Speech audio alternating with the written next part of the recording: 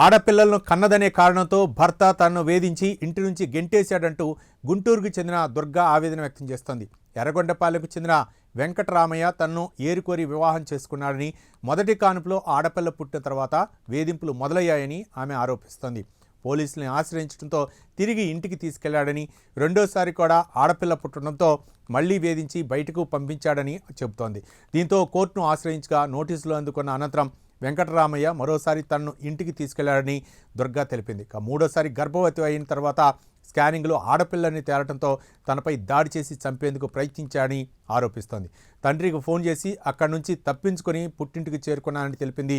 ఇద్దరు ఆడపిల్లలు ప్రస్తుతం గర్భంతో పుట్టింటి వారికి భారంగా మారానంటూ దుర్గా కన్నీటి పర్యాంతమవుతుంది. పోలీసులు ఎమ్మెల్యేను ఆశ్రయించిన తనకు న్యాయం జరగలేదని చెబుతున్న బాధితురాలు దుర్గతో మా గుంటూరు ప్రతినిధి రవికృష్ణ ఫేస్ టు ఫేస్.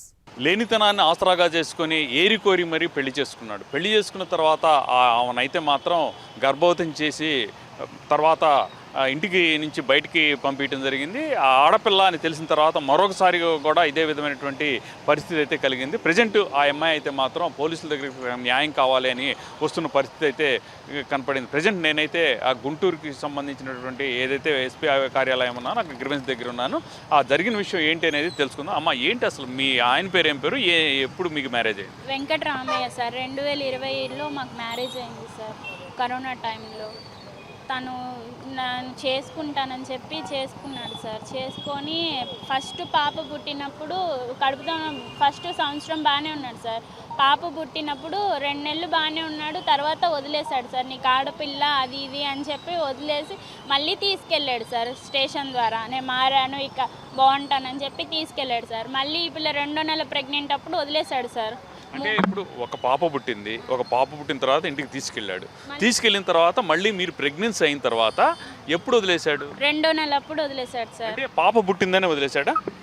ఈ పాప 2వ నెల ప్రెగ్నెన్సీలో ఉండగానే. ప్రెగ్నెన్సీలో ఉన్నప్పుడు ఎందుకు వదిలేశాడు? అంటే మళ్ళీ అమ్మాయి పుట్టిద్దేమో అని అనుకొని వదిలేశాడు సార్. స్కానింగ్లో అందించారా?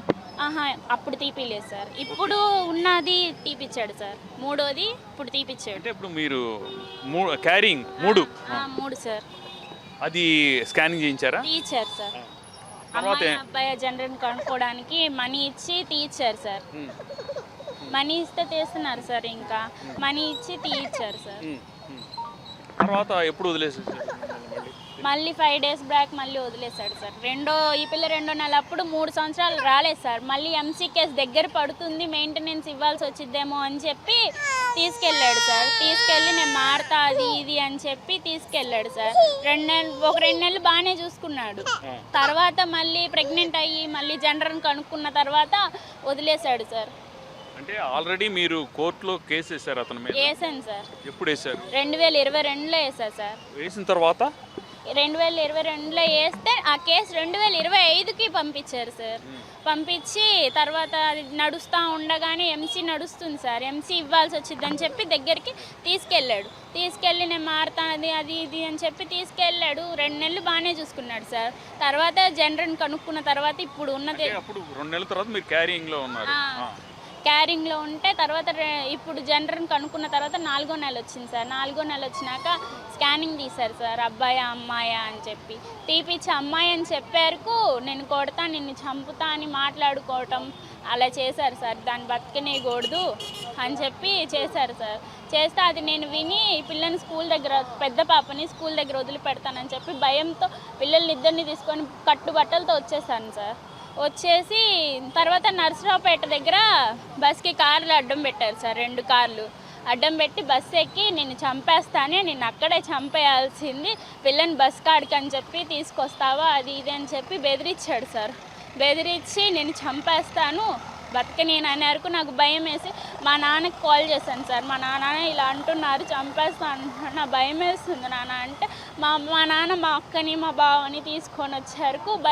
ఇంకెళ్ళిపోయారు సార్. ఇంకేం చేయకుండా కొట్టి వెళ్ళిపోయాడు సార్. బస్సులో కొడుతుంటే బస్సులో ఆడవాళ్ళు, ఎక్స్ప్రెస్ బస్ కదా సార్, ఆడవాళ్ళు ఎగబడే వరకు వెనక్కి తగ్గాడు సార్. లేకపోతే బస్సులోనే చంపేద్దుడు. చంపేసి నేను ఇది చేస్తాను అన్నరకు భయం వేసింది సార్. ఇంకా వేరే వాళ్ళని అప్పుడు నా దగ్గర ఫోన్ కూడా లేదు సార్. వేరే వాళ్ళ దగ్గర ఫోన్ తీసుకొని ఫోన్ చేసి మా డాడీకి చెప్పాను సార్, ఇట్లా జరుగుతుందని చెప్తే మా నాన్న చుట్టుగుంటకు వచ్చాడు సార్.